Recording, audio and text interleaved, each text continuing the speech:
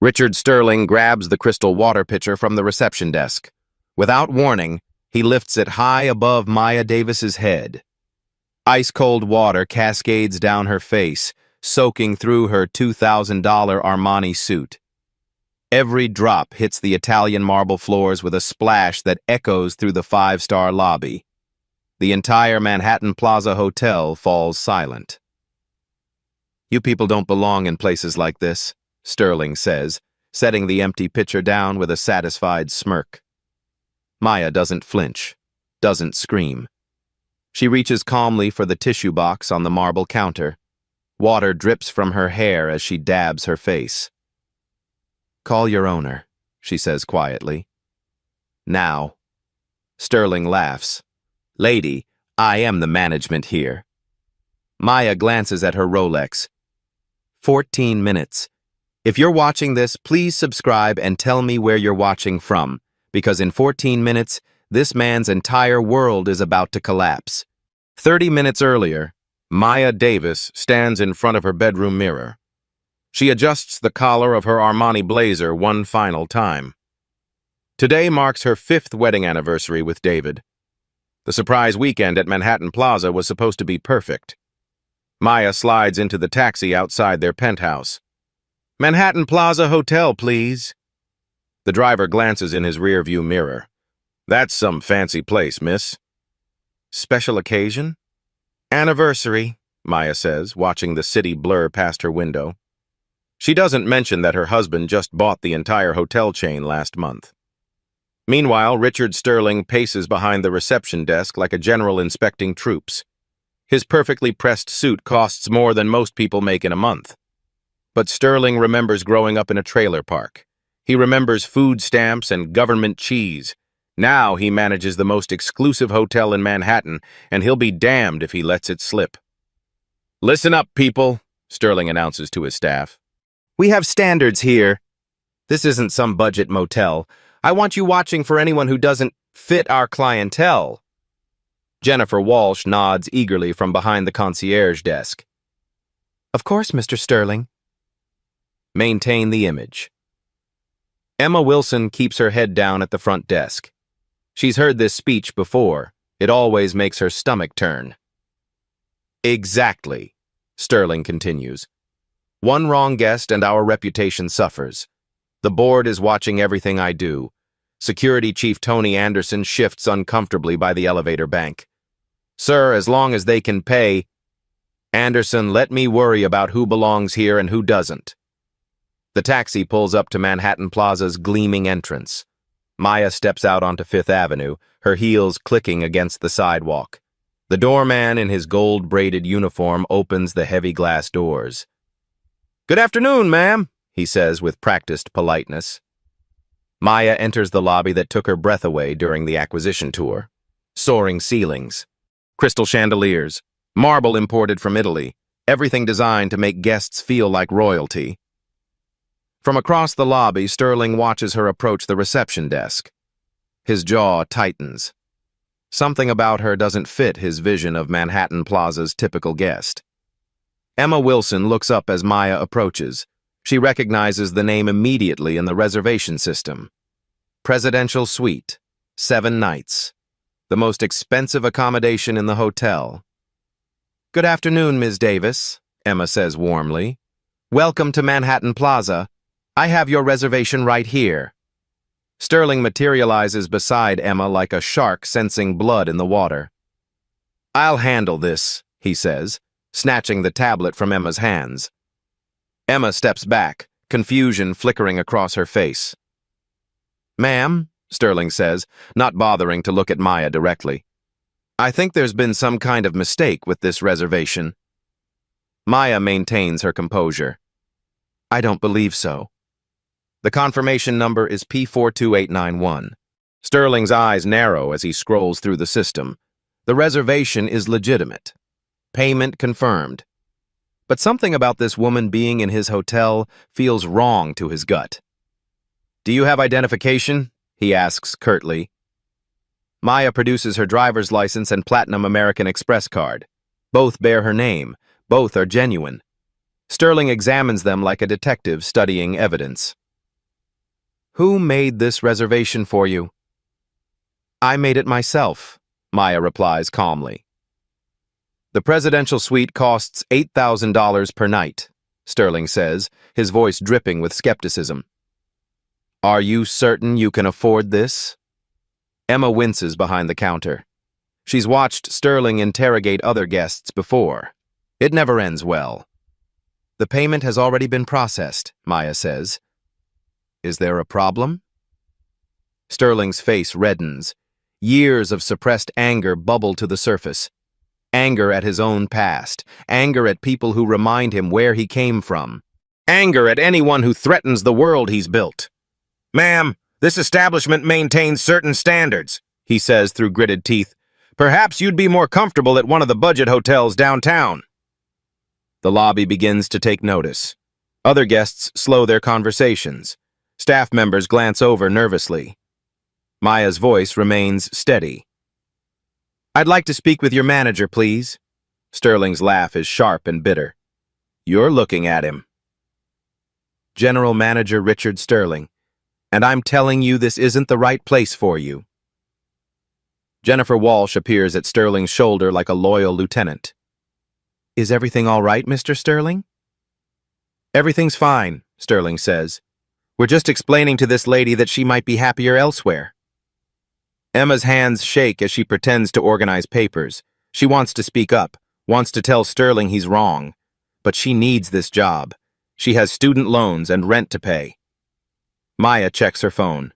17 minutes until David arrives. Sir, she says to Sterling, I insist you contact the owner of this hotel. Sterling's composure finally cracks. The words that have been building inside him for 30 minutes explode outward. You people don't belong in places like this. The lobby goes dead silent. Every conversation stops. Every footstep freezes. That's when Sterling reaches for the crystal pitcher. Tony Anderson approaches Maya with reluctant steps. His security uniform feels heavier with each footstep across the marble floor. Ma'am, he says quietly, I'm going to have to ask you to leave the premises. Maya doesn't move from the lobby chair where she's seated. Water stains darken her blazer, but her posture remains dignified. I'm not going anywhere until the owner arrives, she says simply. Sterling's voice booms across the lobby. Call the police! We have a trespasser who refuses to leave. Sir, Tony hesitates. Her reservation appears valid. I don't care what the computer says, Sterling snaps. Look at her! Does she look like she belongs in the presidential suite? That's when Emma Wilson finds her courage. She steps out from behind the reception desk. Her hands tremble, but her voice stays steady. Mr. Sterling, her reservation is completely valid. Payment confirmed. Credit approved. Sterling whirls on Emma like a predator cornered. Ms. Wilson, if you want to keep your job, you'll stay out of this. But, sir, we have protocols. You're fired, too, if you don't shut your mouth right now. The threat hangs in the air like a blade. Emma's face goes pale. 3 years of employment, 3 years of perfect reviews, all because she tried to do the right thing. Other hotel guests begin pulling out their phones. The scene unfolds like a car accident nobody can look away from. Mrs. Catherine Miller, a regular guest from the Upper East Side, holds her iPhone steady. This is absolutely disgraceful, she murmurs to her husband. A young businessman near the elevator bank opens his TikTok app. His finger hovers over the record button. Maya sits calmly in the leather chair, checking the time on her phone. 12 minutes, she says to herself. Sterling storms toward the hotel's landline. I'm calling 911. Suspicious individual refusing to leave private property. Sir, Jennifer Walsh whispers urgently, maybe we should wait for corporate. I am corporate, Sterling shouts. This is my hotel. As Sterling dials, Maya's mind drifts to another hotel lobby. She was 8 years old. Her father wore his best suit to celebrate a promotion at his law firm. They'd driven 2 hours to the Lake Resort Hotel for a family weekend. Maya remembered her excitement. Her first time in a fancy hotel with a swimming pool. The manager back then had the same look in his eyes as Sterling, the same dismissive tone when he suggested they'd be more comfortable at the roadside motel. Her father had paid for the room in cash, showed his identification, proved he belonged. But it hadn't mattered. They'd been escorted out anyway. 8-year-old Maya watching her father's shoulders slump in defeat. Never again, she'd promised herself that night. The memory fades as police sirens wail in the distance. Sterling grins triumphantly. Help is on the way, ma'am. Last chance to leave voluntarily. Maya remains seated. I'll wait. More guests gather in the lobby now. Word spreads through the hotel like wildfire. The businessman hits record on his phone. This is James Chen, streaming live from Manhattan Plaza Hotel, he whispers into his camera. You guys are not going to believe what's happening here. An elderly woman near the concierge desk speaks up. Young man, this is wrong. That lady has done nothing but try to check into her room. Sterling rounds on her. Ma'am, please mind your own business. Treating paying customers like criminals is my business when I'm staying here. Jennifer Walsh nervously approaches Sterling. Sir, should we perhaps block her credit card, flag it as suspicious? Already called it in, Sterling lies. Probably stolen anyway. Emma Wilson watches from behind the reception desk, her heart pounding. She thinks about her grandmother's stories, the lunch counters that wouldn't serve her, the hotels that had no vacancy for people who looked like Maya. The businessman's live stream now has 50 viewers, then 100, then 500 people watching the drama unfold in real time. Comments flood his screen. This is 2024, not 1954. Get this man fired. What hotel is this? Tony Anderson shifts his weight from foot to foot. 20 years in security. He's never felt this conflicted about following orders. Sir, he says quietly to Sterling, maybe we should just let her check in. The paperwork looks legitimate. Anderson, whose side are you on here? I'm on the side of not getting sued, sir. The police sirens grow louder. Sterling straightens his tie, preparing for vindication. Maya checks her phone again. 5 minutes. She stands gracefully, water stains and all. Every eye in the lobby follows her movement. The police cruiser pulls up outside. 2 officers step out, their faces already showing skepticism about the emergency call. Sterling rushes to meet them at the entrance. Officers, thank God you're here. We have a trespasser who refuses to leave. The businessman's live stream now has over 1,000 viewers. The chat explodes with outrage. Officer Martinez looks at Maya, then at Sterling. Ma'am, is there a problem here? Maya produces her reservation confirmation, ID, and credit card. I'm trying to check into my room. I have a valid reservation. Officer Davis examines the documents. Everything appears legitimate. Sir, he says to Sterling, this looks like a valid hotel reservation to me. Officer, you don't understand, Sterling insists. She doesn't belong here. Look at her. The words hang in the air like a confession. Officer Martinez's expression hardens. Sir, what exactly are you saying? Sterling realizes his mistake too late. I mean, our clientele usually... Usually what? Officer Davis asks. Emma Wilson finally finds her voice. Officers, I processed her reservation myself. Presidential suite, 7 nights. Everything's legitimate. Sterling glares at Emma with pure hatred. You're fired. Clear out your desk. The crowd of guests murmurs angrily. Phones continue recording. The live stream chat demands justice. Maya remains calm through it all. She checks her phone one final time. A slight smile crosses her lips. Some people mistake kindness for weakness, she says, her voice carrying across the silent lobby. Today they learn the difference. The elevator chimes softly. Expensive Italian leather shoes step onto the marble floor. David Davis emerges from the elevator like a force of nature. His custom-tailored Tom Ford suit costs more than Sterling's monthly salary. His presence commands the room without saying a word. Sterling doesn't recognize him.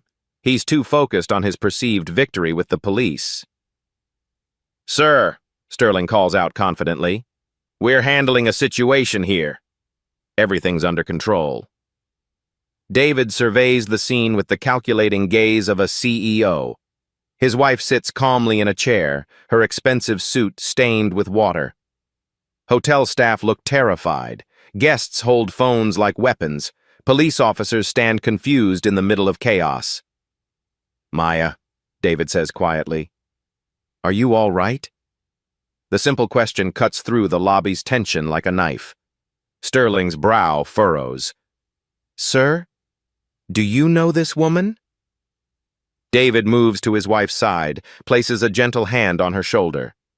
"I know her very well." "She's been trespassing," Sterling explains, eager to justify his actions. "Refused to leave when asked.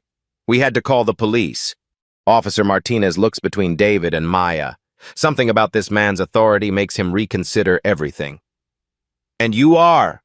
Officer Davis asks. "David Davis," he replies calmly, "owner of Davis Hospitality Group." Sterling's face goes blank. "I'm sorry, what?"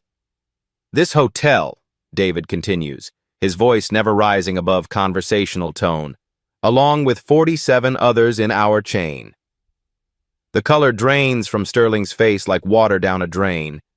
Jennifer Walsh's hands fly to her mouth. Tony Anderson's jaw drops open. Emma Wilson stares in shock from behind the reception desk. "Mr. Davis," Sterling stammers, "I had no idea. She never said—" "She's my wife." The words land like a physical blow. Sterling staggers backward, his world tilting off its axis. David turns to the gathered crowd. "Ladies and gentlemen, I apologize for this disturbance. This behavior does not represent the values of Davis Hospitality Group." The businessman's live stream now has 5,000 viewers. Chat messages scroll so fast they blur together. "Oh my God, the plot twist. That manager is so fired. Best karma video ever." Mrs. Miller lowers her phone, satisfaction spreading across her face. "About time someone put that man in his place." An elderly gentleman near the bar raises his voice. "We saw everything." That manager poured water on this lady for no reason. Other guests begin speaking up, their voices overlapping. "He was completely out of line. She tried to check in normally. He said she didn't belong here. It was disgusting to watch." The crowd becomes a Greek chorus of witnesses, each voice adding to Sterling's condemnation. David's expression remains controlled, but ice forms behind his eyes. "Mr. Sterling, I believe we need to have a conversation." "Sir, please," Sterling begs. "Let me explain. I was protecting the hotel's reputation. I didn't know she was your wife. She never identified herself." "She shouldn't have to," David replies quietly. Officer Martinez clears his throat. "Mr. Davis, would you like us to file a report about this incident?" "That won't be necessary, officer. We'll handle this internally." The police officers exchange glances. They've seen enough workplace drama for one day. "We'll be going then," Officer Davis says. "Ma'am," he nods to Maya, "I'm sorry for the confusion." As the officers leave, the lobby falls silent except for the soft hum of the businessman's live stream. "Now then," David says, his voice carrying absolute authority, "I'd like to see the security footage from the past hour." Tony Anderson hesitates. "Sir, I'm not sure." "That wasn't a request." Tony hurries to the security office behind the reception desk. His hands shake as he operates the equipment. The large monitor above the concierge desk flickers to life. Crystal clear footage shows Sterling grabbing the water pitcher, shows him pouring it over Maya's head, shows him saying words that will end his career. Gasps echo through the lobby. Even guests who witnessed it live react with fresh shock seeing it replayed.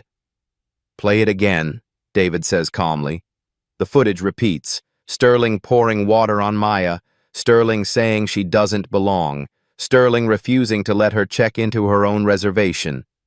Jennifer Walsh begins quietly crying at the concierge desk. She knows her association with Sterling has doomed her career. Emma Wilson stands frozen behind the reception counter.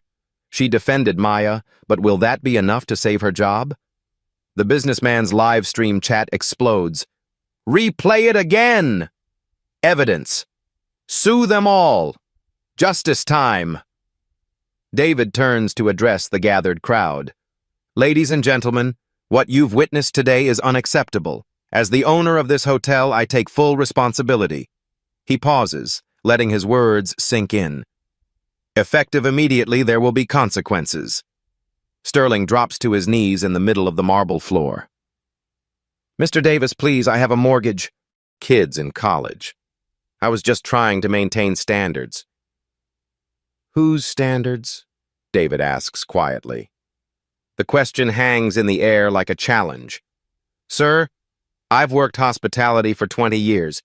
I know how to spot trouble. What trouble did you spot with my wife?" Sterling's mouth opens and closes like a fish out of water. No answer comes. Maya finally speaks from her chair. "He saw someone who didn't fit his image of who belongs in luxury hotels." The businessman angles his camera toward Maya. His viewer count climbs past 10,000. This live stream will be viral within hours. "That's not what I meant," Sterling protests weakly. "Then what did you mean?" David asks. The lobby waits for an answer that never comes. Emma Wilson takes a deep breath. After watching Maya's dignity under pressure, she finds courage she didn't know she possessed. "Mr. Davis," she says, stepping forward, "I want you to know that Ms. Davis was nothing but polite. Her reservation was valid. Her payment was confirmed. She did nothing wrong." David nods appreciation toward Emma. "Thank you for speaking up." Sterling glares at Emma with pure hatred. "You little traitor! After everything I've done for you." "You mean after everything you've done to her?" Maya corrects from her chair. The businessman's chat becomes a wall of fire emojis and justice symbols. Viewers are screenshotting everything, preparing to make this the internet's next viral justice moment. David checks his watch. It's 3:47 p.m. on a Saturday afternoon. "Do you know what that means, Mr. Sterling?" Sterling shakes his head, confusion adding to his panic. "It means the board of directors is in session upstairs. They're about to witness how I handle situations like this. The revelation hits like a thunderbolt. The board is here, watching, judging." David's voice never wavers from its calm, controlled tone. "Respect isn't earned by the title on your badge. It's earned by the character in your heart." David walks to the security desk where Tony Anderson stands frozen. "Mr. Anderson, please deactivate Mr. Sterling's access credentials. Now." Tony's fingers hover over the keyboard. 20 years of following orders wars with 20 seconds of moral clarity. "Sir, that's not a request." Tony types rapidly. Sterling's keycard access dies with electronic finality. His computer login expires. His authority evaporates in real time. The businessman's live stream chat explodes. "He's getting fired live!" 10,000 viewers watching justice. "Someone record this." Sterling watches his career disappear on the security monitor. "Mr. Davis, please. I have 20 years with this company. I have references, performance reviews." "You had them," David corrects quietly. Jennifer Walsh realizes her association with Sterling has doomed her. She begins clearing her desk, tears streaming down her face. "Ms. Walsh," David calls out, "did you participate in refusing service to my wife?" Jennifer stops moving. Every eye in the lobby focuses on her. I supported Mr. Sterling's decision, sir." "Why?" The question forces honesty from her. because I was afraid of losing my job if I disagreed. Instead, you lost it by agreeing. David turns to Tony Anderson. Mr. Anderson, what's your assessment of this situation? Tony straightens his security uniform. Sir, I believe Mrs. Davis was treated unfairly. I was uncomfortable following orders to remove her. But you followed them anyway. Yes, sir. I'm sorry, sir. David nods slowly. Your honesty is noted. Emma Wilson remains behind the reception desk, uncertain of her fate. She spoke up for Maya, but will that save her job? Ms. Wilson, David says, how long have you worked at Manhattan Plaza? 3 years, sir. In those 3 years, have you ever witnessed similar incidents? Emma's voice barely whispers. Yes, sir. Not exactly the same, but similar. And what did you do about them? The question pierces Emma's conscience. Nothing, sir. I was afraid. What changed today? Emma looks at Maya, still sitting calmly despite everything. I watched how she handled herself. With dignity, even when being humiliated. It made me ashamed of my silence. Maya smiles encouragingly at Emma, the first warm expression since this nightmare began. Mr. Davis, Sterling interrupts desperately, I'm begging you. I have children in college, a mortgage, car payments. I'll do anything to make this right. David's expression doesn't soften. What would you do differently? Everything. I'll apologize to your wife. I'll take sensitivity training, anger management, whatever you want. The time for that was before you poured water on my wife's head. The live stream audience now exceeds 15,000 viewers. Screenshots and clips spread across social media like wildfire. Hashtag Manhattan Plaza racism begins trending. Mrs. Miller approaches David with her phone. Mr. Davis, I recorded the entire incident. Would you like a copy for your investigation? Thank you, Mrs. Miller. Please send it to our legal department. Sterling's last hope crumbles. Video evidence, multiple witnesses, a live stream with thousands of viewers, his actions preserved for eternity. Sir, Tony Anderson says quietly, the board members are coming down from the conference room. Elevator doors open. 5 impeccably dressed board members emerge, their faces grim with concern. David, says Chairman Patricia Williams, we heard there was an incident. Indeed there was, David replies. Mr. Sterling, would you like to explain to the board what happened here? Sterling looks around the lobby desperately. Security cameras recording, guests staring, social media spreading his shame worldwide. I made a mistake, he whispers. What kind of mistake? Patricia Williams asks sharply. I judged a guest inappropriately. How inappropriately? Sterling's voice breaks. I poured water on her head because I didn't think she belonged here. The board members exchange horrified glances. This is a public relations catastrophe in the making. Board member Robert Johnson shakes his head in disgust. In 40 years of hospitality, I've never heard anything so appalling. The incident was live-streamed, David adds quietly. 15,000 viewers and climbing. Patricia Williams' face goes pale. This will be on every news channel by tonight. Already trending on social media, confirms the businessman, still recording. David walks to Maya's chair, offers his hand to help her stand. She accepts gracefully, water stains still visible on her expensive suit. Ladies and gentlemen, David announces to the lobby, I want you to witness how Davis Hospitality Group responds to discrimination. The room falls completely silent. Mr. Sterling, you are terminated immediately. Security will escort you from the premises. Sterling collapses into a chair, his world shattered. Please. Ms. Walsh, your employment is also terminated for supporting discriminatory practices. Jennifer sobs openly at the concierge desk. Mr. Anderson, David continues, You will report to Human Resources Monday morning for retraining. Your honesty today prevents termination, but your initial compliance was unacceptable. Tony nods gratefully. Yes, sir. Thank you, sir. Miss Wilson. Emma's heart stops. This is it. Her moment of judgment.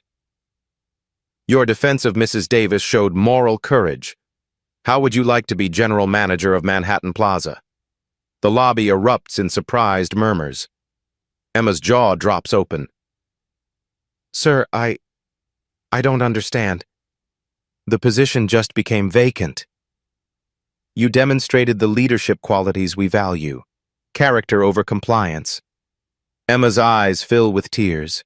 3 years of watching injustice silently. Today she found her voice and changed her life. The businessman's chat explodes with celebration. Promotion for the hero. Justice served. Good always wins. Sterling watches his replacement being chosen in real time. The woman he tried to fire will now occupy his office. This is impossible, he mutters. She's too young. Too inexperienced. She's too principled, David corrects. Something you never understood. Patricia Williams addresses the gathering crowd. Ladies and gentlemen, this incident will lead to immediate policy changes across all Davis hospitality properties. Effective tomorrow, David adds, we're implementing mandatory bias training for all management staff. Zero tolerance for discrimination, and a 24-hour hotline for reporting incidents. The board members nod approval. Crisis management in action. Maya finally speaks to the assembled crowd. Change happens when good people refuse to stay silent. Thank you to everyone who witnessed this and stood up for what's right. Spontaneous applause fills the lobby. Guests clap for justice served, for courage rewarded, for dignity restored. Sterling and Jennifer are escorted toward the exit by Tony Anderson. Their careers in luxury hospitality are over, their reputations destroyed, their actions broadcast to the world. As they reach the lobby doors, Sterling turns back one final time. This isn't fair, he calls out desperately. I was just doing my job. David's response cuts through the applause like a blade. Your job was hospitality. You chose hostility instead. The doors close behind Sterling forever. The lobby erupts in sustained applause as Sterling disappears through the glass doors. Guests who witnessed the humiliation now celebrate justice served in real time. Mrs. Miller wipes tears from her eyes. In 60 years, I've never seen anything so satisfying. The businessman's live stream reaches 25,000 viewers. Comments flood the screen faster than he can read them. Best karma video ever. Sharing this everywhere. That's how you handle racism. David addresses the crowd with calm authority. Ladies and gentlemen, what you witnessed today will not be swept under the rug. This is how Davis Hospitality Group responds to discrimination. Board member Patricia Williams steps forward. Effective immediately, we're implementing the Emma Wilson Protocol. Any employee who reports discrimination will receive protection and recognition. Applause fills the marble lobby again. Emma Wilson stands behind the reception desk, still processing her promotion from front desk supervisor to general manager. 3 years of silent compliance transformed into leadership in a single moment of courage. Ms. Wilson, David calls out, what's your first decision as general manager? Emma takes a deep breath.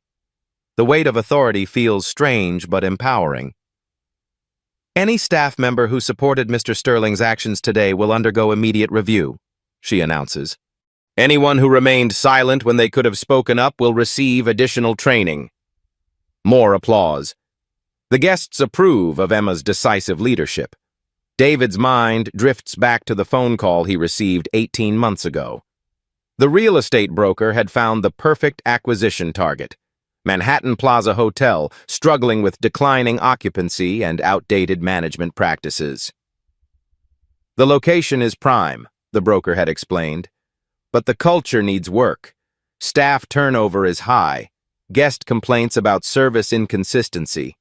David had toured the property personally, noticed how staff interacted differently with different types of guests, saw the subtle but unmistakable signs of institutional bias. He'd bought the hotel chain not just for profit, but for transformation, to prove luxury hospitality could be both exclusive and inclusive. Today's incident validated his worst fears about the existing management. "Mr. Davis," interrupts a reporter who somehow gained access to the lobby. "Sarah Chen from Channel 7 News. Can you comment on the viral video showing discrimination at your hotel?" David maintains his composure. "We take discrimination seriously at Davis Hospitality Group. Today's swift action demonstrates our commitment to change." "Will there be additional consequences beyond termination?" "We're reviewing all policies and procedures. This incident reveals systemic issues that require comprehensive solutions." Emma approaches David with a tablet. "Sir, we're receiving calls from other hotel chains. They want to know about our anti-discrimination protocols.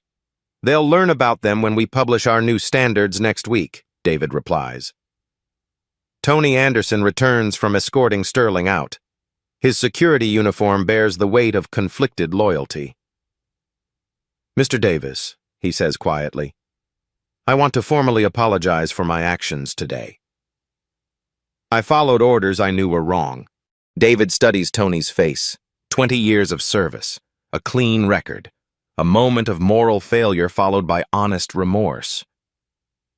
"Mr. Anderson, you'll report to our new Director of Equity and Inclusion Monday morning. Your first assignment is helping design our bias training program. Tony's relief is visible." "Thank you, sir. I won't let you down again." "See that you don't." The businessman finally ends his live stream after 30 minutes of recording. "Guys, that was incredible. 28,000 people watched justice happen live. Make sure you follow me for more content like this." His phone buzzes with notifications. The video is being shared across every social platform: TikTok, Instagram, Twitter, Facebook. Manhattan Plaza's discrimination incident becomes the internet's newest viral sensation. Maya finally stands from her chair, her composure intact despite the water stains on her expensive suit. "David," she says quietly, "I'd like to address the staff." David nods approval. Maya walks to the center of the lobby, commanding attention without raising her voice. "I'm Maya Davis," she begins. "Today I experienced something no guest should ever face in a luxury hotel. But I also witnessed something beautiful." The lobby falls silent. "I watched Emma Wilson risk her job to defend a stranger. I saw guests use their phones not just to record, but to stand witness for justice. I witnessed how quickly change can happen when people refuse to accept the unacceptable." Emma wipes tears from her eyes behind the reception desk. "This hotel will become a model for the industry," Maya continues. "Not because discrimination happened here, but because of how swiftly and completely we addressed it." Sustained applause echoes through the marble space. David announces the immediate changes. "Effective Monday, every Davis hospitality property will implement new protocols, anonymous reporting systems, monthly bias training, promotion incentives for inclusive behavior. Additionally," Patricia Williams adds, "we're establishing the Emma Wilson Leadership Scholarship, $50,000 annually for hospitality students from underrepresented communities." Emma gasps. A scholarship program bearing her name. "Furthermore," David continues, "we're creating a Dignity in Hospitality certification program. Other hotel chains can license our training materials and protocols." The businessman reopens his live stream. "Guys, they're turning this whole thing into industry reform. This is bigger than just one hotel now." Mrs. Miller raises her hand like a student in class. "Mr. Davis, will you be pressing charges against the former manager?" "We're consulting with legal counsel about all available options," David replies diplomatically. The reporter from Channel 7 scribbles notes furiously. This story has national implications.